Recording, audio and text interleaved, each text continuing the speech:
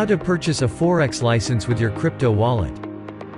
After logging into your back office, select Shop then Buy License in the top menu. Once inside the Shop section, select the license you want to purchase and press Buy License. Select the wallet payment option, and then select which wallet you will be using in purchasing the license. In this tutorial we will be using the crypto wallet option. Once selected, you need to enter your transaction password and then press Pay Now. Enter either your or anybody else's username in your upline or downline you wish to purchase the license for, and then press Buy License. You have now successfully purchased a license with your crypto wallet. You can check the purchased license by selecting Profile, then License History. Here you will be able to keep track of your license purchase history. If you haven't received your license within 24 hours, you should contact the support team for further assistance.